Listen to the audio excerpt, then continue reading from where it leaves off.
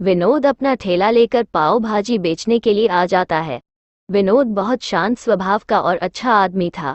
किसी के पास पैसे ना होने के बावजूद भी विनोद ने फ्री में ही पाव भाजी खिला देता था। विनोद का एक ही सपना था कि कोई भी व्यक्ति भूखा ना सोए, और इसी सोच के कारण कई लोग विनोद की पाव भाजी फ्री में खाते हैं।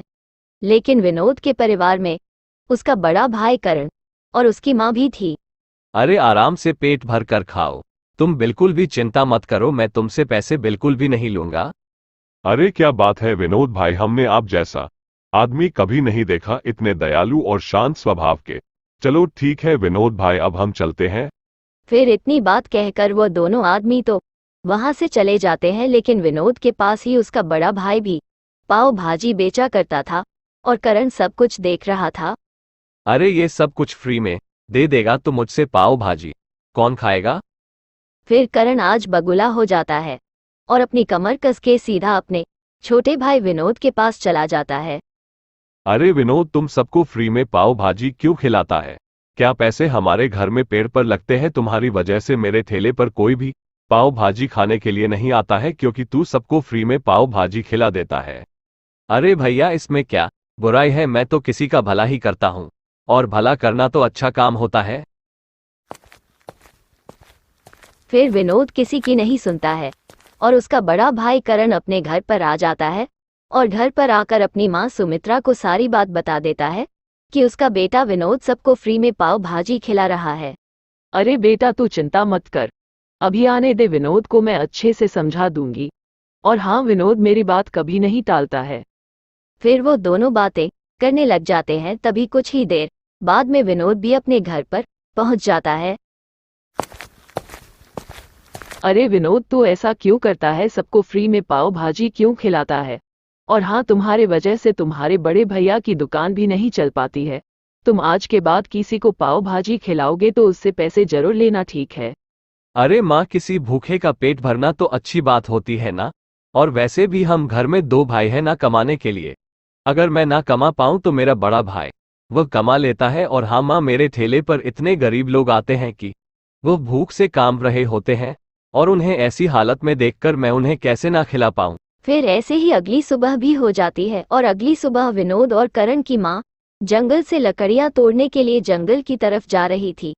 तभी अचानक सुमित्रा के ऊपर एक बड़ा सा पत्थर आकर गिर जाता है और सुमित्रा के सिर में काफी चोट आ जाती है। उसकी वजह से सुमित्रा वहीं पर बेहोश होकर गिर जाती है। फिर कुछ देर बाद सुमित्रा को एम्बुलेंस के द्वारा अस्पताल ले जाया जाता है, जहां पर डॉक्टर सुमित्रा का इलाज शुरू कर देते हैं। फिर कुछ देर बाद करण और विनोद दोनों ही अस्पताल में पहुंच जाते हैं। अरे क्या हुआ डॉक्टर साहब, हमारी माँ को ज्यादा चोट तो नहीं लगी ना? और हमारी माँ कब तक तैयार हो जाएगी? जी अभी तो हम कुछ कह नहीं सकते, लेकिन आपकी माँ के सर पर गहरी चोट आई है और उसके लिए हमें आपकी माँ का ऑपरेशन करना होगा, और उसके लिए आपको 2 लाख रुपए देने होंगे। तो आप एक काम कीजिए, काउंटर पर 2 लाख रुपए जमा कर दीजिए और हम आपकी माँ का ऑपरेशन चालू कर देते हैं। ठीक है डॉक्टर साहब, आप ऑपरेशन चालू कर दीजिए। अरे यार विनोद, मुझे बहुत जोरों से भूख लगी है और मेरे पास पैसे भी नहीं है। क्या तुम मुझे खाना खिला सकते हो? लेकिन अब विनोद असमंजस में पड़ जाता है, क्योंकि उसे अपनी माँ के ऑपरेशन के लिए पैसे भी चाहिए थे और वो फ्री में खाना खिला भी नहीं सकता था। फिर विनोद से वो आदमी देखा भी नहीं जाता है। फिर विनोद उसे फ्री में खाना खिला दे देता है। तभी विनोद का भाई करण सब कुछ देख लेता है और उसके पास आ जाता है। विनोद, तुम अपनी हरकतों से कभी भी बाज नहीं आओगे। तुम्हें पता है माँ के ऑपरेशन के लिए 2 लाख रुपए चाहिए और तुम फ्री में खाना खिला रहे हो। अब तुम्हें ही माँ के 2 लाख रुपए देने होंगे, मुझे कुछ नहीं पता।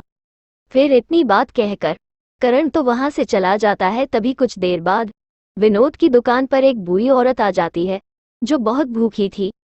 अरे बेटा, मुझे बहुत जोरों से भूख लगी है, तो मुझे खाने के लिए कुछ दे दे, और मेरे पास पैसे भी नहीं है।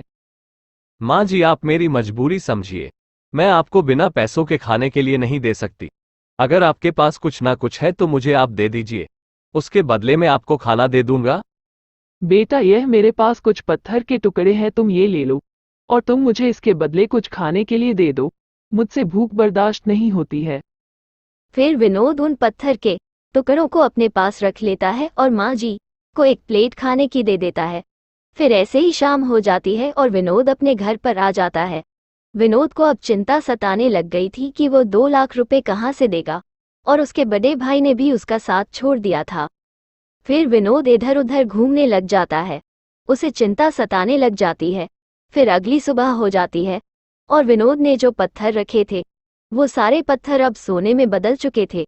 वो कोई मामूली पत्थर नहीं थे, वो जादुई पत्थर थे। अरे ये कैसे हो सकता है, ये सारे पत्थर तो सोने में बदल चुके हैं। अब तो मैं माँ का ऑपरेशन आराम से करा सकता हूँ। फिर विनोद अपनी माँ का ऑपरेशन करा के अपनी माँ को घर पर ले आता है। बेटा विनोद, ये सब कुछ तुम्हारी वजह से हो पाया है। तुमने जो अच्छे कर्म किए थे आज ये सब उसी का ही नतीजा है। बेटा मैं तो अभी यही कहती हूँ कि तुम जब तक अच्छे कर्म कर सकते हो तब तक अच्छे कर्म करो, यही जीवन का सबसे सुखदमय पल होता है बेटा। हेलो दोस्तों, कैसे हो आप? हमारी कहानियाँ देखने के लिए हमारे चैनल को सब्सक्राइब जरूर कीजिएगा और हाँ, बेल आइकन को दबाना मत भूलिएगा।